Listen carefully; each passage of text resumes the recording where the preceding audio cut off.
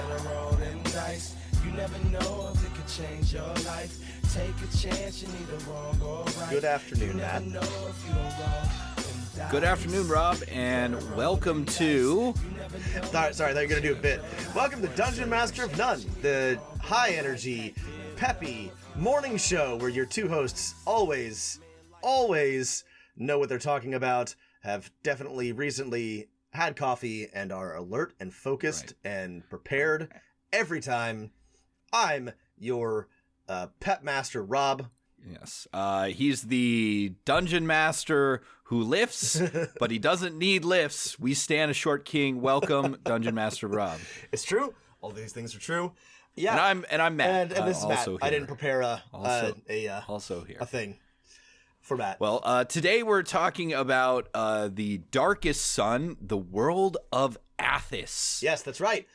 If you listen to our previous episodes, which most of you have, you'll know that we have brought this up a number of times. We are fans of the setting, and with the imminent release of Matt Mercer's campaign guide to Wildmount, it seems that if we are getting Dark Sun, it is in the distant future, and it also seems like we're probably not getting Dark Sun. So rather than continue to vaguely allude to the Dark Sun campaign setting, Matt and I thought we would actually talk about it. So we're going to actually talk about it. And Rob's going to start us off because he's a little bit of an expert on Dark Sun. Rob, tell us about your time at Burning Man. Matt has owned me. I have indeed been to Burning Man, a weird festival in the desert where there is... Well, it's basically one Dark Sun LARP. There is too much sun, however, there's very little clothing. Everybody is dirty. Okay, and, check. Water is water scarce? Water is scarce. Their minds are expanded in much the same way that... There's a lot of psionics. A lot of people claiming psionic abilities at Burning Man. Magic is not outlawed, unfortunately. Is there a... I would have preferred if there were less magic when I was there. It is organized into a single city-state, am I correct? Temporary nomadic city-state. Yeah, the parallels, they're really coming hard and fast. Full of elves who will steal your stuff, that's probably. 100% correct. Wayfish elves, who will eat all your food and drink your booze and vanish into the night. Is it ruled by a sorcerer king? It's not. They're actually, I wish I could point to a demigod-like figure, but the founders are invisible, and it is vaguely communal and democratic. So in that sense, it is not. Though, I strongly believe that as it becomes increasingly expensive and inaccessible to anybody who's not from the Silicon Valley sect, that a king will emerge, probably... a Zuckerberg type, probably not Zuckerberg himself, probably somebody with some actual, charisma. More time on their hands, probably. I'm thinking Alexis Ohanian. I can see him becoming, benevolent god king of Burning Man. I'm glad I don't know who that is. Married to Serena Williams. He's one of the founders of Reddit. Oh, the Reddit guy. Yeah. He's okay. He's one of my I don't know. Tech dude I hate the least, probably, I would say. Well, did you have any magical experiences at Burning Man that will give us some insight into Dark Sun? That's a conversation for a different podcast. But Matt, this is a family podcast. Family show? It's okay. not a family podcast. Did you burn anyone alive in a wicker man? So I was not at... Nobody died at the Burning Man I was at. We did just burn a regular man, though a few years ago somebody ran into the temple as they were burning it, which is pretty messed up and intense. Did they die? They did die. Yes, they burned alive inside the temple. Okay. God damn. Anyway. Well, it's as brutal as Athas. Allow me to take another tack because, as we've alluded to, Dark Sun is a desert world, a grim world of low magic and brutality, a dying world, a dying earth, perhaps, which... there could be a whole genre there. Yeah, as if there were a genre of based off of a series of short stories and novels based on the same idea, the Dying Earth series by none other than Jack Vance, for whom we have to thank for many things, and for our spellcasting but especially system. the spellcasting system that dominates Dungeons and Dragons and everything that is sort of in its shadow, which is the idea. We love getting domed by Jack Vance. The idea that a magician or a wizard can only cast spells that they have memorized, and the syllables or words thereof then vanish from their minds once they have cast the spell. So this is why you have a certain number of spells per day in Dungeons and Dragons, and that is the origin of it. But do we want to talk about the Dying Earth books at all? Yeah, sure. I think that's a good place to start. So there is this genre of Dying Earth books, is sort of ideas that the entire campaign setting is filled with this ennui, sense of loss that civilization is approaching its end, and there's really nothing anyone can do about it. Yeah, and the Dying Earth books, it is Earth, right? It's actually Earth, not it's Earth in the far future. Humans have destroyed it, and it's a grim, dark. The sun is dying, everything sucks. And there are several series in this tradition. I'm currently reading the Book of the New Sun by Gene Wolfe, which is a really, really good, very weird science fiction series of novels. But the general idea is an aesthetic one, right? It's the idea that the world is dying, and that possibly magic or technology is responsible for that, and everybody's just trying to... It's post-apocalyptic, but more so.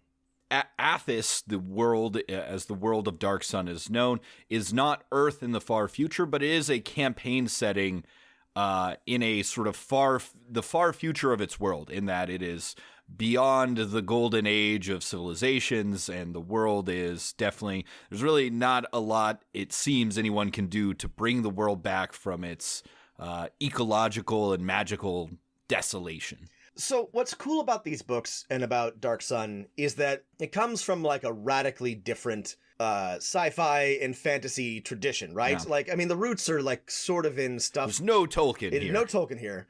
So there's stuff like, the roots are in things like Edgar Rice Burroughs' John Carter of Mars.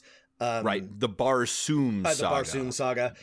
Also the single biggest monetary flop in Disney history. Not that bad of a movie. It's fine. It definitely didn't deserve to sink as bad as it did. But $300 million flushed down the drain to try to make the kid from Friday Night Lights into an action star. Just didn't... Hey, they didn't waste any of that on the rights to the source material, because it's in the public domain. Public domain, baby. So I'm, they did okay.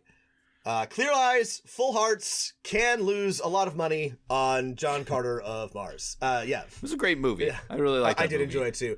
Dotar Sojak. The other influence is, I think, obviously things like the Mad Max movies. This came out in the late 80s, early 90s. And of course, the Dune novels, the Dune novels. Right? So when you're playing in Dark Sun, or when you're in the Dying Earth subgenre, a cool thing is that it's still recognizably fantasy. There's still magic and swords and all this stuff, but it's not Tolkien fantasy. Much like when you're doing something inspired by Conan, it's fantasy, but you don't have the same things going on. And I was reading through the book, and it was talking about how the designers were worried that Dragonlance had run its course and wanted to create something new. And so they were like, well, let's just do something wildly different. No dwarves, no elves, something else. And then they were like, well, hold on. That's a bit much. We can't... Wait, we gotta have dwarves and elves. Yeah. That's going to be a bit much. We're going to lose our core audience, which they're probably right about. But they were like, well, how can we start from a different, starting point? So it's like... Well, yeah. I like this because I think Athas, Dark Sun, is the first campaign setting for Dungeons & Dragons that did try to do something radically different while keeping enough of the elements that keeps the familiar trappings of D&D enough in your mind that you can be like, this is still a Dungeons & Dragons game. Yeah, it's bold. I think it's definitely actually probably more ambitious than Eberron for sure. I love Eberron. Yeah, Eberron scaled this way back. Eberron is weird and different, and I love it. But Dark Sun is definitely, it's a whole new thing. I guess Spelljammer's also pretty weird, but both Spelljammer and Dark Sun definitely are more ambitious and innovative in what they're trying to do. So if you're really weary of the same... Oh, my cat's vomiting. Just waiting for him to be done. I could barely hear the cat. I know. vomit. I'm just like worried that it's going to be lovely. like in the background when I'm talking. No cats in Dark Sun. Everyone has pet lizards. That's right. Yeah, I think he's done. It's radically different, and it's, you know, everything from the currency to the weapons that people use to the animals that are art. Yeah, are just, it's a whole new thing. So if you have gotten tired of the same old, even Forgotten Realms, Eberron, Mythos, Greyhawk, you want something wild and different, Dark Sun is available to you. Though we'll talk a bit about the rules challenge of Dark Sun maybe at the end, but it's still definitely right. Especially for 5e. Especially for 5e, but it's still something you can play in for sure. I'm thankful for Dark Sun in that I think if we didn't have it, it sort of pushed the boundaries of what D&D can be. Mm-hmm. And I can imagine there would be a lot less fun homebrew campaigns where people said, well, we're going to do something really crazy. And, you know, all the elves are going to be nomadic thieves and the halflings are going to be cannibals and everything's going to be awful or different in some way, right?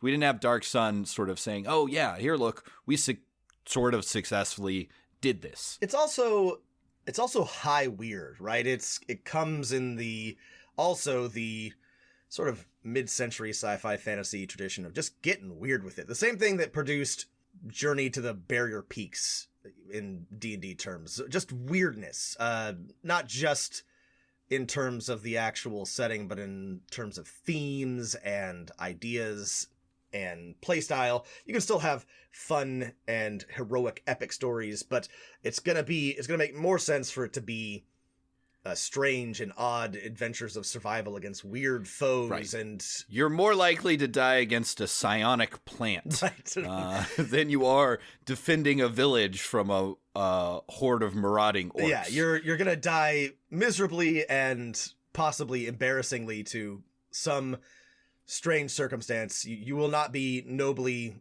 defending the ramparts against a marauding horde of orcs. There aren't even orcs. There are no orcs. Right. They've all been genocided away. Also, if you're defending anyone's ramparts, you're probably working for the bad guys. Nope. There's basically no civilization except for bad dudes. All the cities are run by the baddest dudes, dragon kings. So these are the hallmarks of Dying Earth, right? Post-apocalyptic, grim, weird, right? Shades of gray, and we've thrown it all in with a bunch of desert stuff. Yeah, right? Very, very desert themed. And so it's grim dark, but there's no 30 Years Warhammer grim darkness. It's a very different flavor of grimdark, one that I like much better. It's also often like low technology to the point of using like clubs and bone weapons because, you know, all the metal is scarce. Yeah. A metal sword is more valuable than 1,000 slaves. So that's the Dying Earth general subgenre. What's specific about where does Dark Sun specifically take it? Well, I think it takes it in a drawing from a couple of fantasy, sci-fi, and historical traditions. There's sort of a feeling of early, like, Sumerian war among city-states, where the kings are also god priests, kind of. And they all seem like they suck. There's a lot of slavery. Irrigation is important. So it basically always makes me think of Sumer. Well, right, and it's this world where we have returned to city-states, but it makes sense because not only are they ruled by god kings, but the god kings are actual god kings. They are epic-level wizards with psionic powers who have transformed themselves into dragons and are dragon kings and are essentially demigod-like entities to whom there are even, you know, clerics and other, you know, divine casters that draw upon them for power. The dreaded Templars. The Templar. Yeah. And then, yeah, I mean, I think the sort of Mad Max vibe was very much in the minds of the designers. Though I think I've read in several places that they basically took one guy's art, Brahm, or whatever that guy is called, who likes to draw a lot of people in deserts wearing bikinis lot of leather and harnesses and belts and buckles. Yes. If you bone spears. if you're into soft, BDSM attire, this is your book. Pick up the OG Dark Sun books for sure. I think they just had this person draw them some art, and they're like, all right, this is cool. We'll build a world around that. So along with the Mad Max kind of fight over resources and survival, there's a lot of you need to get a caravan from one place to another without losing all your precious water or guzzling. Then that's Dark Sun. If you're a fan of Fallout, this is going to be probably the types of stories and the types of play are going to be a little bit familiar to you. It's very much the same type of thing. The one thing that's missing is, there's a lot of, you can discover ancient magical artifacts or psionic artifacts, but there's not like you in an ancient vault that's actually a radiation shelter, pick up an AK-47 or right. There's no ancient technology. Radio. Everything has always been terrible, or less terrible, but that you can find some mystical artifacts and cool weapons, but really it's just slightly better variations on what you've already got. There's not a ton of loot of any sort to retrieve. The first thing I met was a fly with a buzz and the sky with no clouds. The heat was hot and the ground was dry, but the air was full of sound. I've been through the desert on a horse with no name. It felt good to be out of the rain. In the desert, you can't remember your name because there ain't no one. All right, so I think we've talked enough about Dark Sun's inspirations. Do you want to talk about sort of all the things that make it different and interesting? I think these are useful things that can... I think one thing Dark Sun does really well is it very clearly defines what is important for its campaign setting. Yeah. Right? Yeah. It's so radically different that its characteristics very much set it apart. Well, let's start with first principles then, Matt. Let's start with magic and its presence in the world of Athas. Athos? And Athas? Athas? We'll call it Athas from here on. Athas. Ooh, I don't know. Magic's bad, Rob. Magic we don't is like it. bad. Why is magic bad, Matt? Well, the two things that are, I think, pretty majorly different from a regular D&D world is that arcane magic has a price. It drains the life from the world unless you're a special nice wizard that tries not to do that. So one of the reasons why the world is a desert and really shitty now is because of arcane magic. Divine magic is also different. There are no gods. The gods are dead and gone, and they don't listen to us. There's only the sorcerer kings. So clerics worship the elements themselves and are very rare. This is a pretty ambitious thing for them to have done, but if you are a wizard in the world of Athas, you are illegal. You are bad. You're potentially a good revolutionary, but you are opposed to all forces of order, and you wield the very power that desolated the earth. You are inherently dangerous, and I don't remember, I didn't look through the 4th edition book, but in the 2nd edition book, and in the early editions, there were some pretty robust rules for being a bad wizard. It's called a defiler.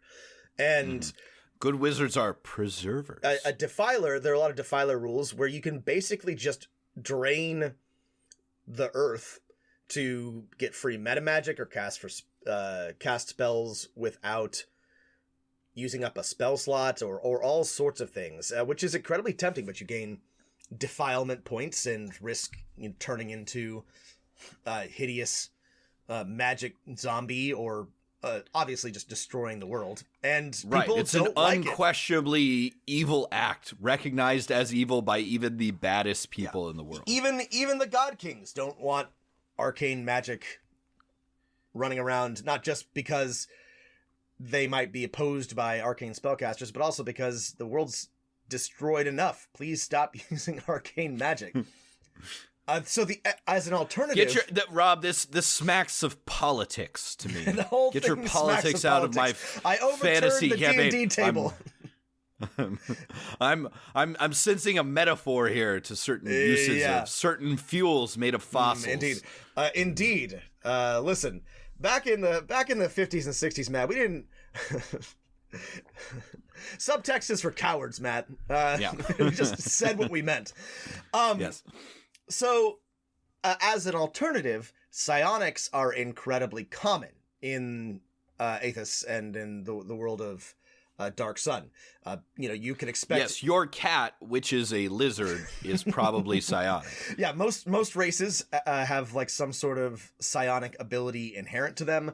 If you're any sort of skilled craftsman or warrior, you probably have some sort of psionics, that you're using. There are psionic healers, and everywhere you might expect there to be magic in like a high magic world, there's psionics in the world of Dark Sun.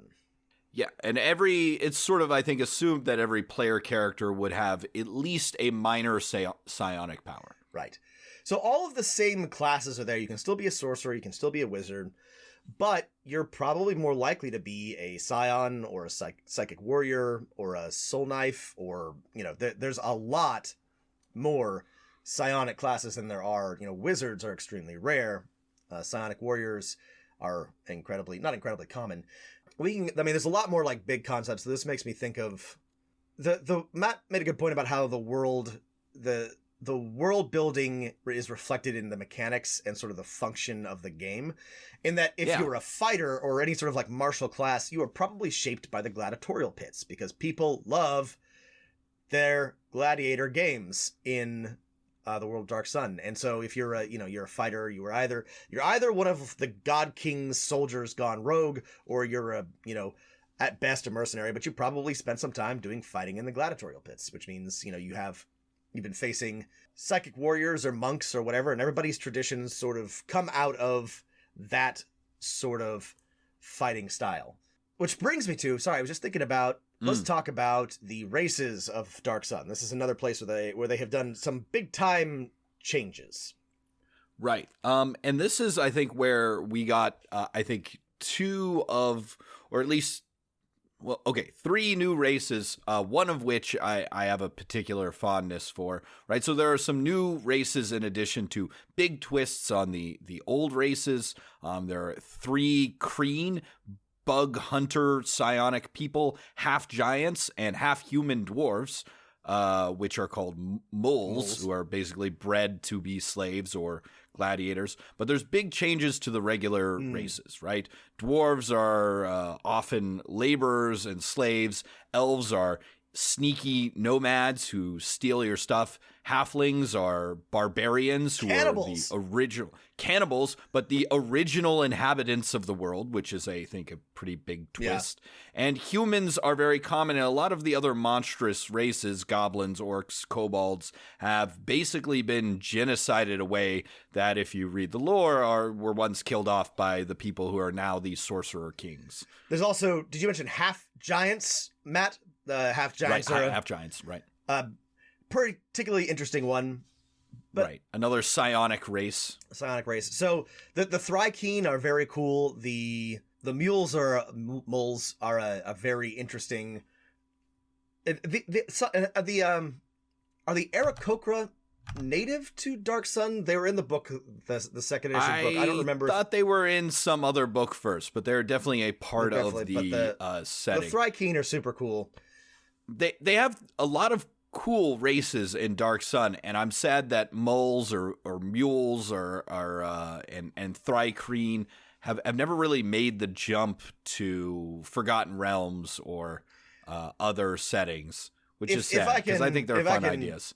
Cynically suggest why, there's a reason why the cool and or sexy races keep being prominently featured in newer editions of Dungeons and Dragons, and we lose the cool weird ones like Thrykeen, for example.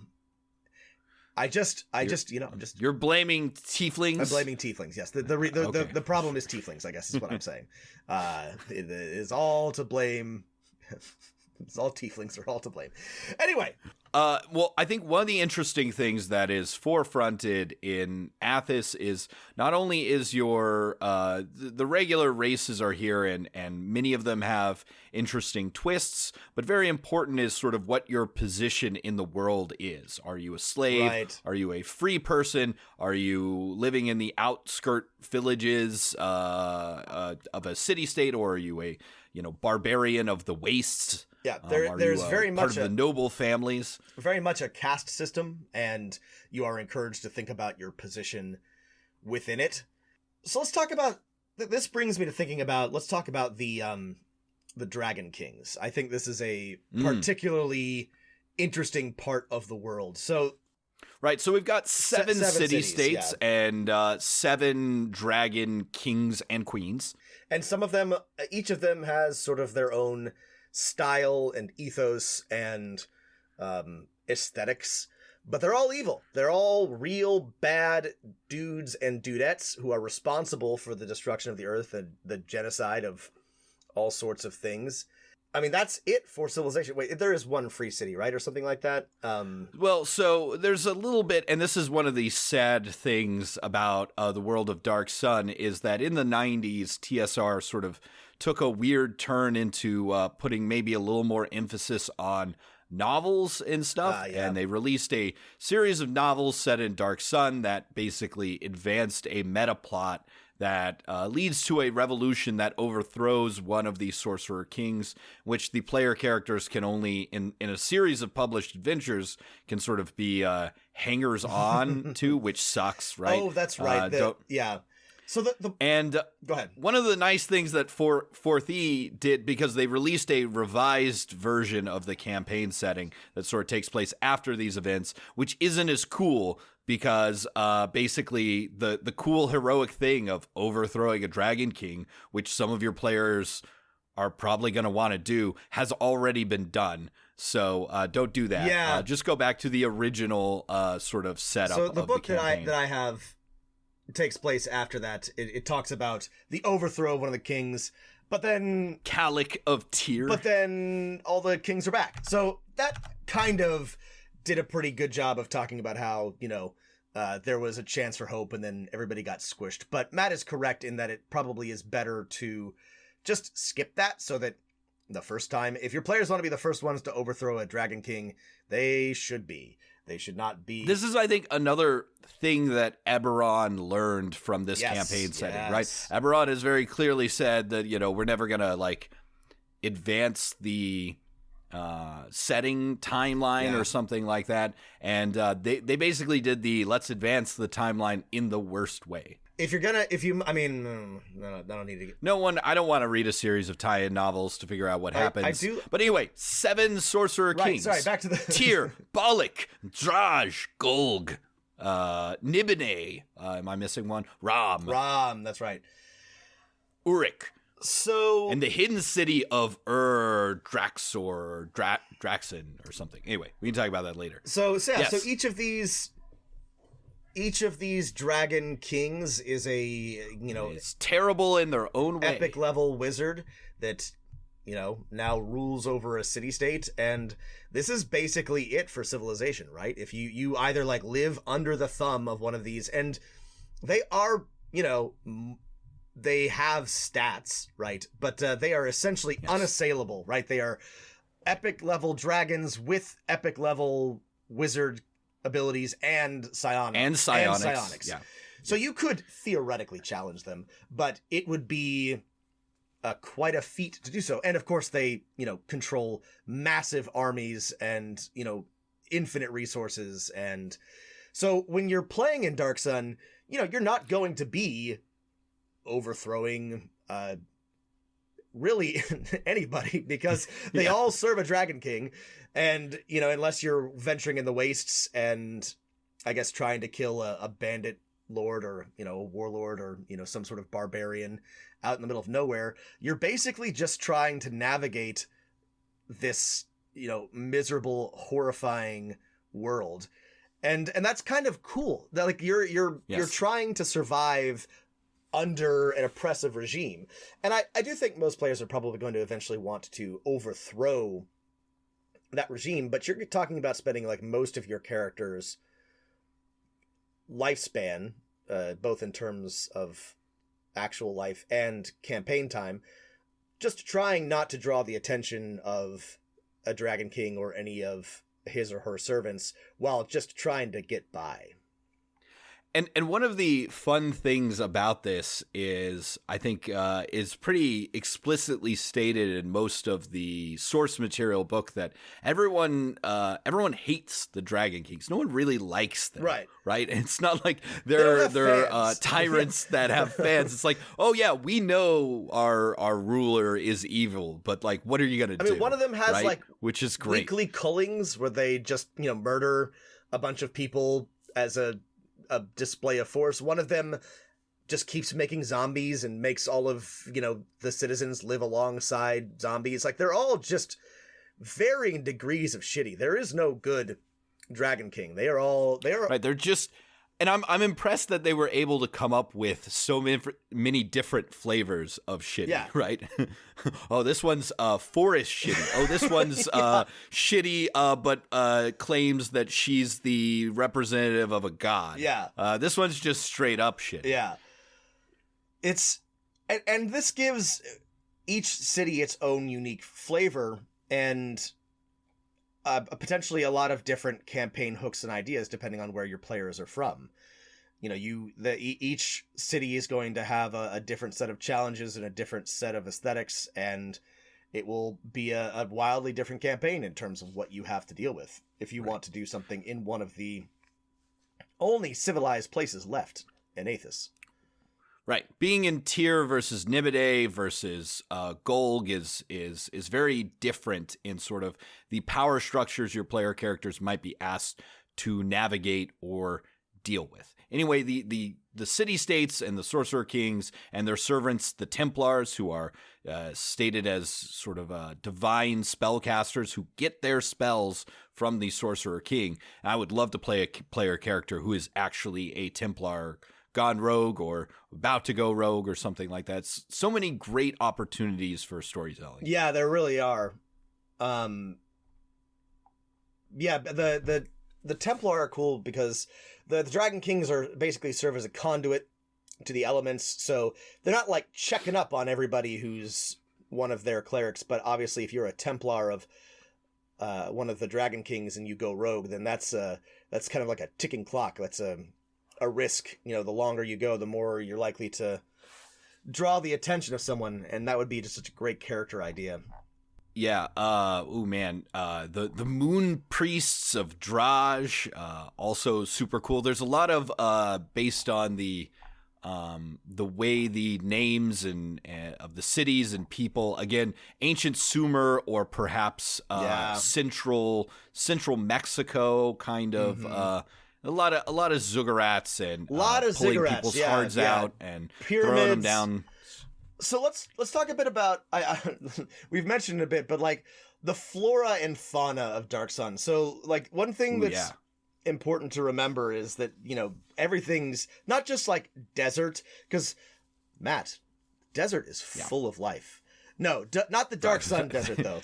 Okay, David Attenborough. The Dark Sun Desert is not full of life. It is literally like a desolate wasteland, blasted, full of death by arcane magic. So, there's no cats. Is that right? There's no cats, no dogs, no fun, friendly mammals. That's canon. Just lizards. There are no of the nice things. Pterosaurs. Giant insects that people herd like cattle. Big birds. Yeah, birds and insects. And there's a lot of monsters were made specifically for this setting.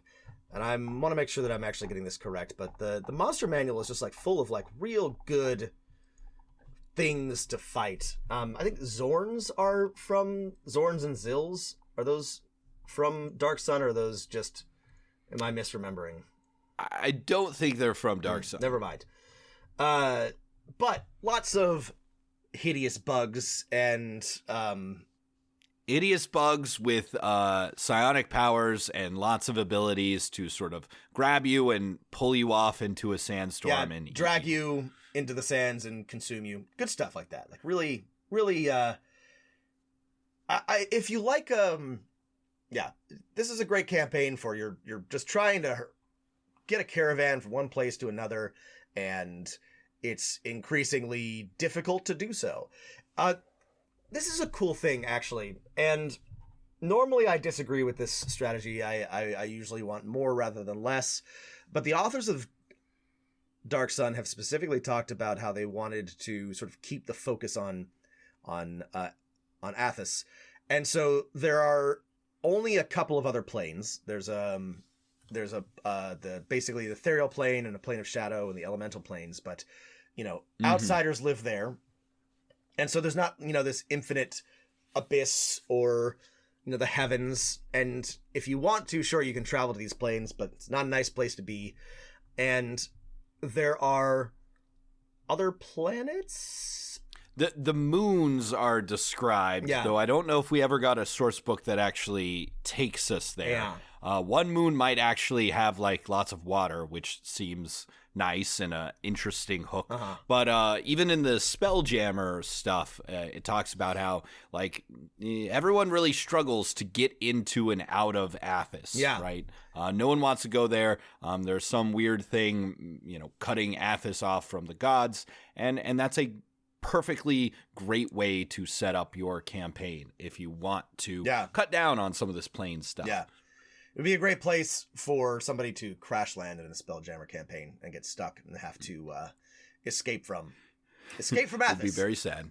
Yes. But, lots of great monsters, horrors in the giant silt sea, silkworms, big chitinous bugs with a billion tongues that can grab you and pull you over to them. And of course, lots of stuff like that. Lots of things with psionic abilities. Enemies. Yes, almost every monster has, at least in the second edition rules, has a psionic ability or 7. So I kind of want to take this moment to shift in the direction of, I guess we're going to call this rules and mechanics, because as I was going back through my second edition book, I was, which I have obviated the space in my brain where I kept second edition rules information, and I had kind of forgotten a lot of the stuff that once had ruled my life and dominated my nightmares.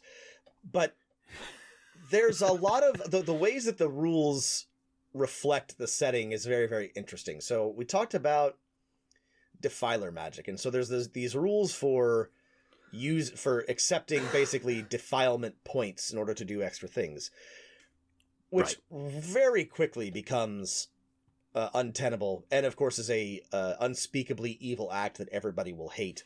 But it's an interesting mechanic. And then of course the really big thing is that psionics are commonplace, and almost every character is going to have some. And we have not had psionics rules for a really long time, and still don't really have any that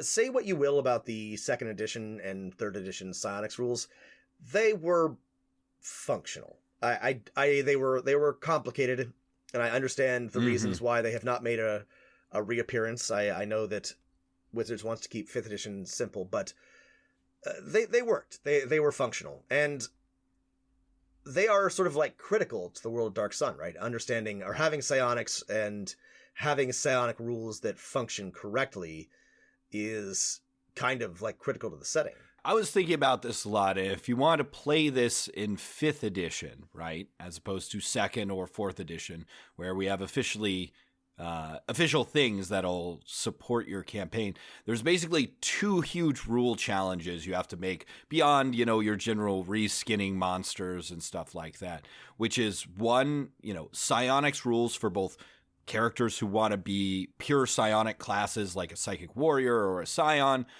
but also just sort of the wild talent rules, so everyone could have a minor psionic power. And then 2, Dark Sun needs massive new equipment rules in that metal armor and arms are almost impossible to get.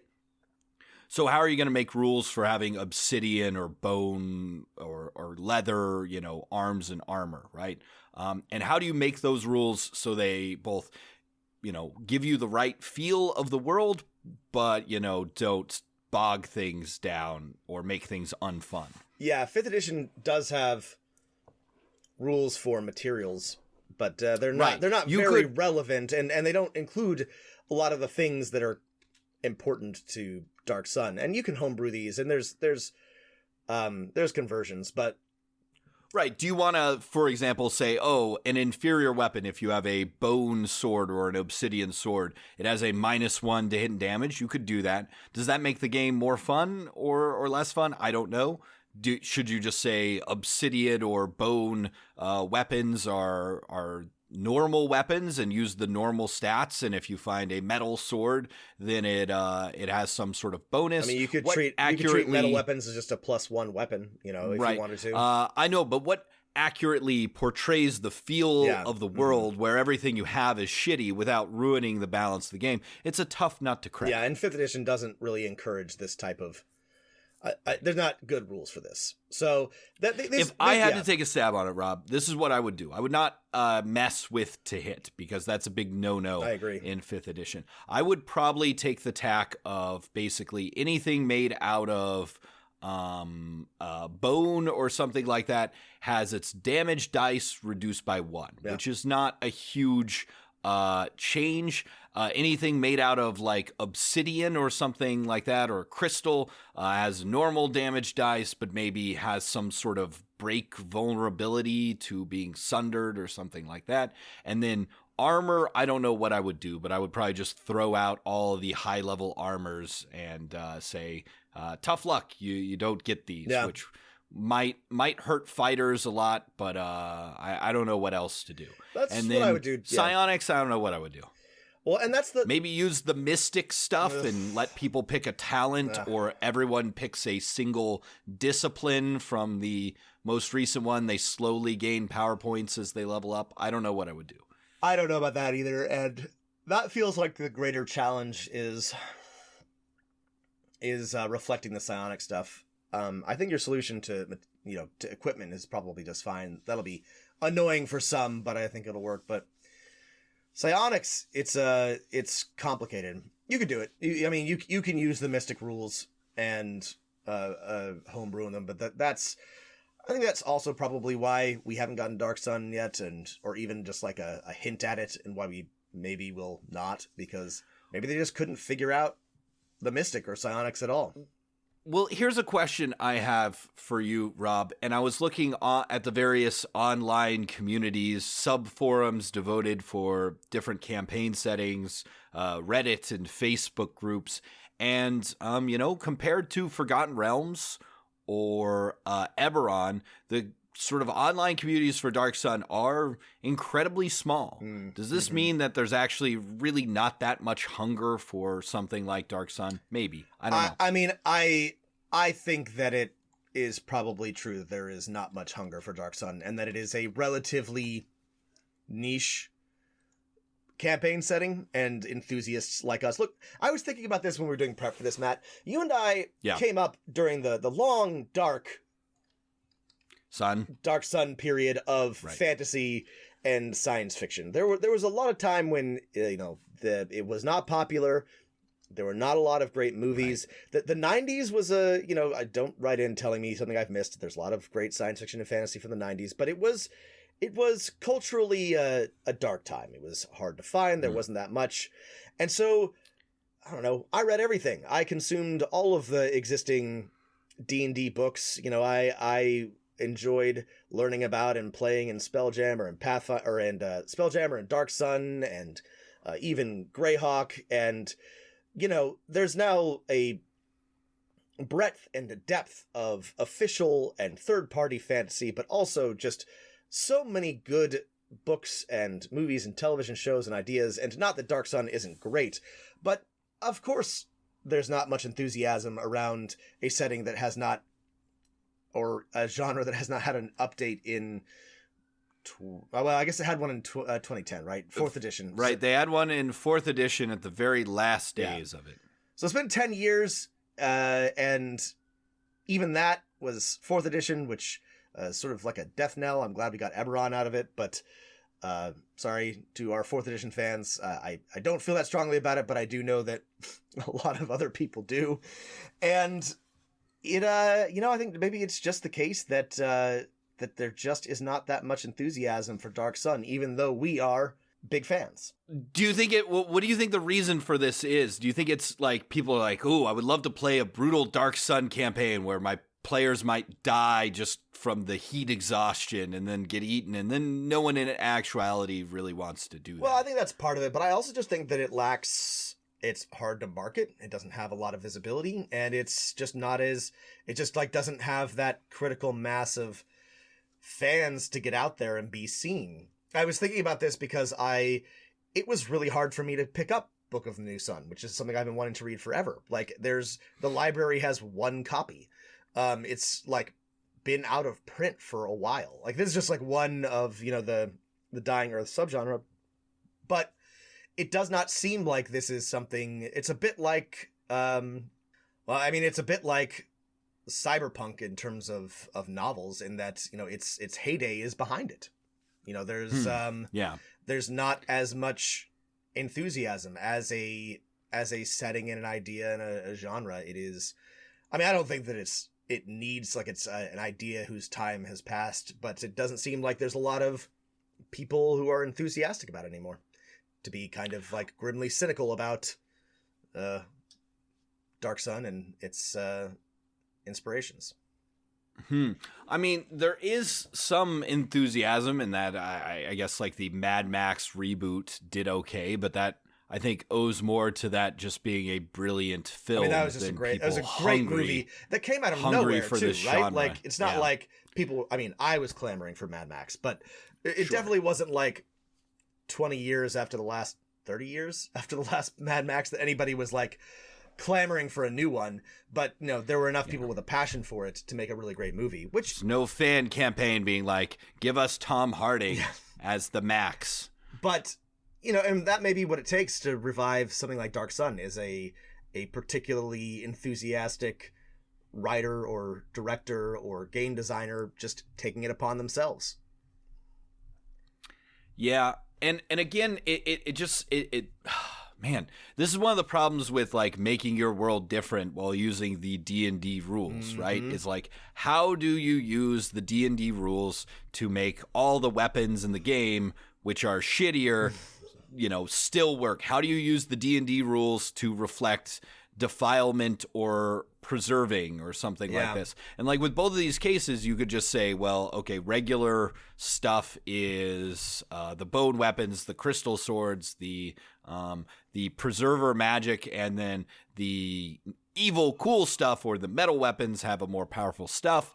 But I don't know if that's completely satisfying. Well, and this is what we've complained about, off and on since the beginning of the podcast about 5th edition, which is, by all accounts, the most successful, most popular, saved the game from possible extinction edition. So no shade there, but it does have, it has setting baked in, right?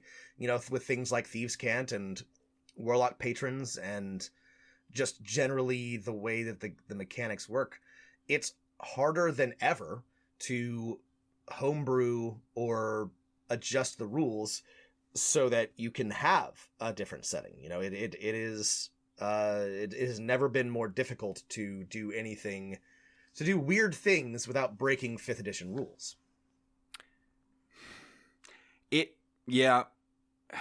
Man, we complain so much that 5th edition hasn't taken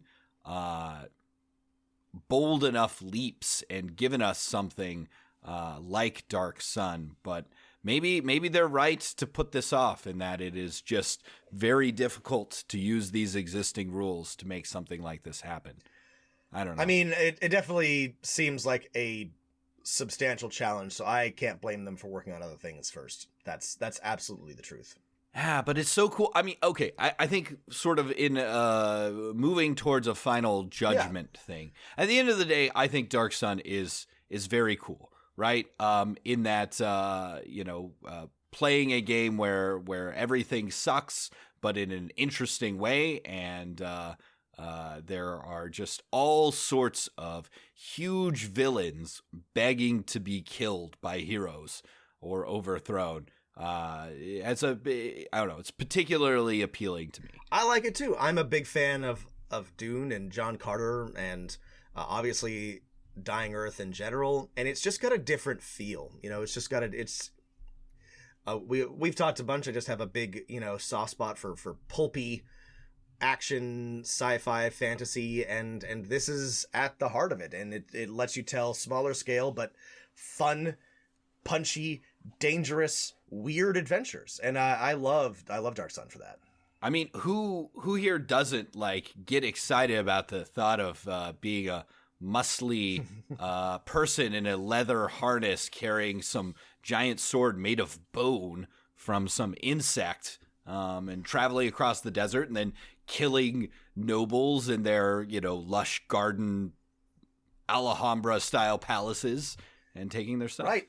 Who doesn't want to be a desert dwelling wanderer with a sharp mind who kills those who cross him? Who doesn't want to play a psionic character in a setting where psionics are baseline? Isn't that just a cool and different idea? I mean, that's or even who doesn't want to wouldn't it be cool to be a wizard and you have to keep your powers under wraps and you are forever dealing with the temptation to just take a little extra, just maybe to save your friends or to overthrow someone evil.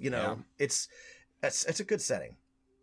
Yeah, and I think often we see dungeon masters write homebrew settings where magic is illegal. I think this setting does it really well, especially with the base hypocrisy in that the 7 most powerful people in the world are all magicians, yet magic is illegal. Yeah, and obvious and has a good reason to be. Yeah, right. And that's the difference is that magic is illegal for good reason, and it's dangerous not just because you might get arrested or killed, but because you could destroy the world or succumb to defilement. I know we have talked about rules like these being less than ideal in the past when people homebrew, you take on corruption or something like that for doing spells, but I really like the way that it is done in Dark Sun, and right. I think especially when it has a very clear mechanical benefit that players want, right? When you defile a spell, it's you can increase the DC or add damage dice or something. These are things players always want. They're right? good. I mean, you can do a free meta magic. You can cast without expending a spell slot. I mean, it's tempting. It's especially if you're in a tight spot. Yeah. I think some of the weaker translations is I love the idea of Templars for cleric magic, but clerics also have the option of worshiping the four elements themselves, right? Air, earth, fire, water, etc. No Fire Nation or Earth Kingdom, sadly, but these to me seem less interesting. Yeah, I like so I generally like the idea of a no god setting. My Anima Mundi is a no gods setting, but this seems half-baked. No gods allowed. Seems half-baked. There are other things that clerics could draw power from without allowing actual godlike deities. So what would your this sort of also reminds me, 1, what would your choice be for clerics to draw their powers on? 2, sorcerers and warlocks, which are a big part of 5th edition, don't really fit in here very well. Yeah, so the book I picked up had sorcerers, but they were described as the rarest of all magic users. And I'm not even sure how warlocks would even fit. Other than you could easily retcon Templars to say that Templars are all warlocks. Hey, that would make sense, actually. Is honestly pretty their patron appealing is a dragon king, and that might be interesting. And if you force all your warlocks to pick one of the dragon kings, that's kind of that cool. would be interesting. That would be really, really interesting. I mean, I'm thinking like a good, like the clerics could draw their power from the dying sun, or from a commitment to an ideal. This is not revolutionary or particularly interesting, but, I feel like there's no reason why divine magic has to be tied to a sentient, roughly anthropomorphized deific thing. You can just draw power from your faith, which you have to, Right. I guess there is something, the one thing that I would like to change is, arcane magic, particularly wizards, get all this special treatment, which made sense in 2nd edition, where mechanically that was a lot more important. But in 5th edition, where you also have sorcerers, warlocks, and clerics, and, being the same power level, I guess if you made clerics drawing their power from something as unappealing as arcane magic, for example, the sun itself, right? Or the entropy of the world. Yeah, that'd be a good one. People might not like it. Though I guess it does make sense that there's less clerics because there are no actual gods doing interesting things or proving that they exist. Anyway, it's an interesting idea for magic that breaks the rules in interesting ways. Final thoughts. I mean, I think we've talked about on Athas. It's not like this is the only setting in which you can do the types of adventures that we talked about, but I'm always looking for new and unique and interesting ideas, and Dark Sun is cool and unique and interesting from start to finish. It definitely encourages... what I guess I would take away from this is that a well-designed role-playing game and campaign setting especially has the setting and the mechanics inextricably linked. And Dark Sun does a really good job of this, especially in 2nd edition. I never played the 4th edition, so I can't tell you, but the way that they work together creates a really interesting play experience. And that's what I like a lot about Dark Sun. Yeah, I have to say the same. I think if you're a dungeon master and you're looking for something that is as far away from Tolkien as possible to steal from, you can't have a better place to start than here. And honestly, what campaign setting world couldn't use a continent on the other side of the world from where your player characters start that is ruled by evil sorcerer kings and queens? Yeah, it's great. And pit fights. And pit fights. Lots of pit fights. Lots of gladiatorial combat. It's good stuff.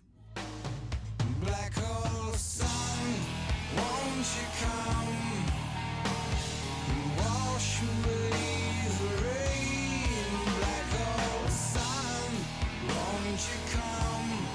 Won't you come? Black hole sun, won't you come and wash away the rain? Black hole sun, won't you come? Won't you come? Okay, Rob, shall we dive into some letters before we head out? Yeah, let's answer some mail. This letter's from Chad. Hey, dudes. I am late, but hopefully not too late to respond about educators that do D&D. I'm just getting caught up with your newer podcast. I have started a club for 20-plus kids and also worked with my school's summer outreach program over the last summer to offer D&D as a summer school class for over 35 middle grade students. Been a longtime listener and appreciate the education, background, and structure of your podcast. I would love to hear more. Cheers, Chad from Athens.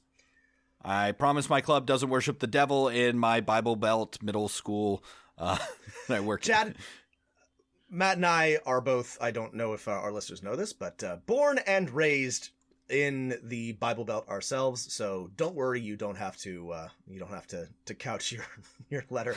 We know that not everybody we also had to make promises that we weren't worshiping the devil. We don't worry, we're not going to judge you. We've been through it too. Chad, thank you for writing. Matt, we've been promising a. Did we? Wait, we already did a D&D for kids. Or did we? I don't remember. No, we did not. We have to do a D&D for kids episode we'll talk about soon, running, especially, or D&D for educators. In fact, yeah, might we'll be talk about better. that soon. Possibly a double feature. But Chad, keep up the good work. I kind of want to hear about how 35 middle grade students worked with playing Dungeons and Dragons, but I commend your commitment to the hobby and your ability to corral middle schoolers in the first place. I would love to hear more of your own experience. One of the things that I am trying to do with some of my students now is move them to running their own games, which has not happened yet, but I hope to do it soon. So if you have any advice on how to get the younglings set up being the dungeon masters themselves, or maybe you're already doing that, I would love to hear about it, Chad. Thanks for writing, Chad. From the Dungeon Master Hotline, 774-203-4629. All right, here's the message. Hi, DMs. Just giving you guys a call because I am playing a 4th edition campaign with 3 other friends. I chose an elf paladin as my ancestry in my class. And in 4th edition, the elves seem to be a lot more like wood elves than the eldrin. And so I had a couple of questions for you for getting this character off the ground. My first question is, any tips to being a paladin of Bahamut as an elf? I don't like the idea that I've read on the internet of just rooting out any and all evil like the Spanish Inquisition, killing anyone with even a gray morality. And my second question is, how would you recommend tying together a paladin and an elf? The whole idea intrigues me, but I've kind of hit a wall as far as a backstory goes, and I want to get that figured out before playing next week. So any advice you have would be awesome. I love the show. Thank you guys so much for what you do, and we appreciate you guys so much. That's Nick signing off. Thanks, guys. Nick, thank you for calling in. I think we're probably going to be too late to help you for your first session, but maybe we can help you round out your backstory. Matt, this is the sort of, to me, the critical question of playing a paladin is that you're sort of like fighting against this Torquemada instinct, right? You're like, how do I be something other than an obnoxious, purger of evil? Well, I think, Rob, the question or the answer to that question is always to fight for something as opposed to against something. And being a paladin of Bahamut, I think gives you a clear answer, is you should ask your dungeon master if you can have, for example, some kind of patron. And that patron should probably obviously be a good aligned dragon that has some sort of mission in the world, right? And if you're worried that your dungeon master is not going to let you have a ally that is an immensely powerful dragon, that's fine. Maybe this can be just someone your character, your paladin, communicates with. Some silver dragon or gold dragon who is, a secret agent in the campaign area and needs your paladin to combat some sort of evil dragon presence or some kind of mission like that. So I would say go for having a boss as a paladin. I like that a lot. And Matt's core idea is exactly right. So you can be a champion for good without being, purely concerned with the destruction of evil by, like Matt said, exactly, being for something. So Bahamut's a little complicated because he doesn't have the same portfolio as other gods do. He's a god of... I gotta be honest, Nick, Bahamut's like one of my least favorite gods for player characters to use. That's okay. It's fine. We can disagree but it's on an this. interesting challenge, but like Matt said, I love the idea of having a patron, like you're working for a silver dragon or something like that, or platinum dragon. But also you can just be, your role as a paladin of Bahamut can be to make the world safe for the creatures that serve Bahamut. You can be, maybe there are dragons in your region, or you are protecting a city with a particularly important connection to Bahamut, and your job is to sort of not to destroy evil, but to protect people, to preserve civilization, to build the world and make it safer. You know, you can oppose Tiamat by bringing order, but not by smiting evil. It's an interesting challenge, and it kind of depends on the setting and your DM. But I like Matt's idea of working for an agent of Bahamut.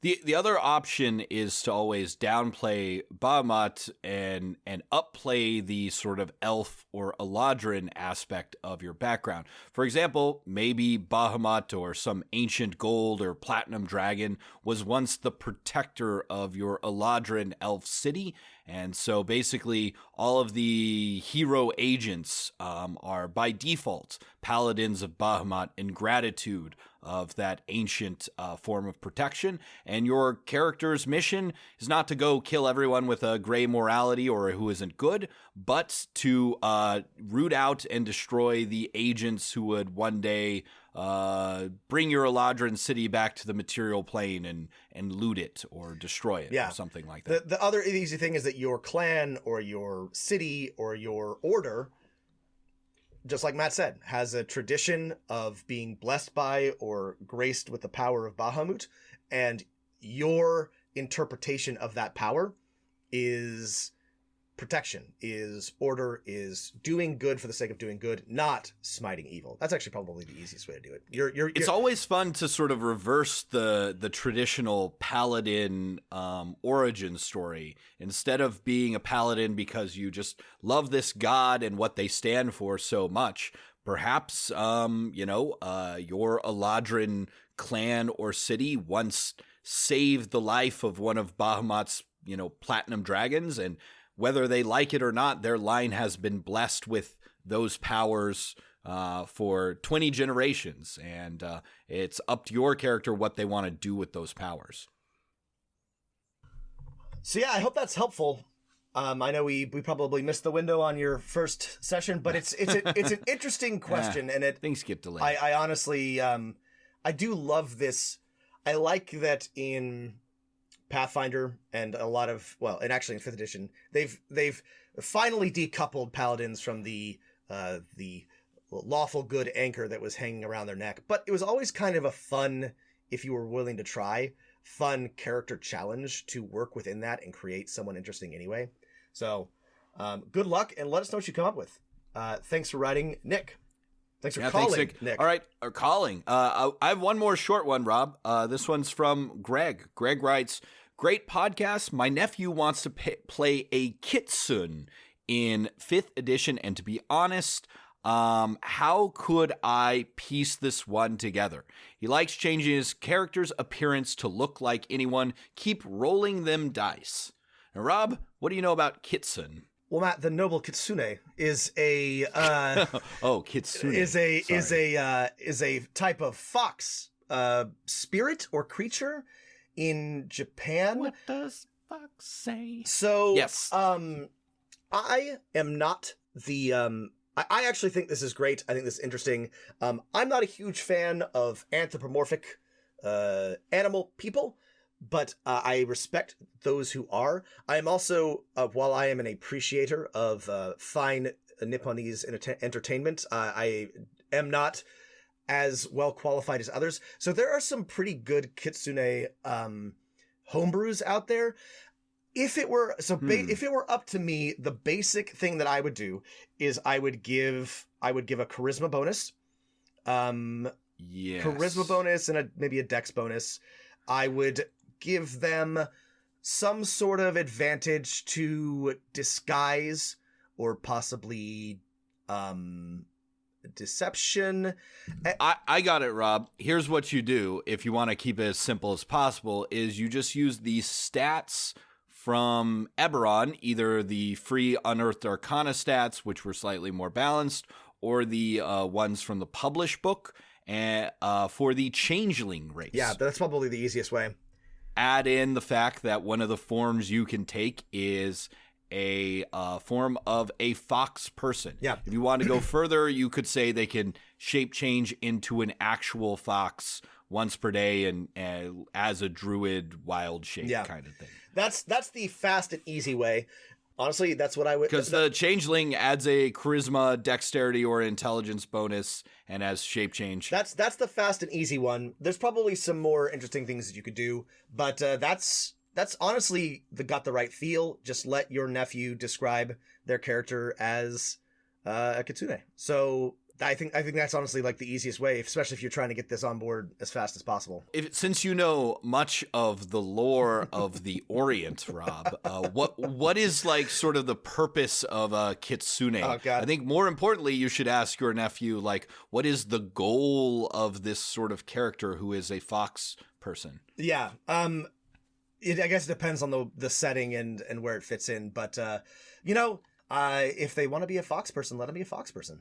I mean, Yeah, but what do fox people want? What fox people want? That's a good question. This is a question for you, Greg, and for your nephew. But I would say that beyond this, like I think what the point Matt is making, and I agree, beyond just the stats and appearance, what is the purpose? What do they want? Where they come from? What's their society? Just make them think through being a fox person. Maybe they'll come up with some interesting idea of what a wise kitsune would want, and that will make them have a more interesting character. Greg, thanks for writing, and thanks, Greg. I hope that works. So yeah, thanks everybody for listening to our long pontification on Dark Sun, and we've talked about Eberron now. We've talked about Dark Sun. This is probably time for us to talk about Spelljammer soon, Matt. Yes. In great detail. Maybe that would be a time for us to discuss your finally finish typing up some of those rules for spaceships. So no promises yet. None of us have been able to do any of the homebrew things that we said we would do, but soon, hopefully, trademark asterisk, we will talk about Spelljammer and hopefully have a little bit of our own homebrew to share. But yeah, thanks everybody for listening. Yes. And keep rolling them dice. Little darling, it's been a long, long, lonely winter. Little darling, it seems like years since it's been here. Here comes the sun. Here comes the sun, and I say, it's all right. Little darling, the smiles are returning to their places. Little darling, it seems like years since they've been there. But here comes the sun. Here comes the sun, and I say, it's all right.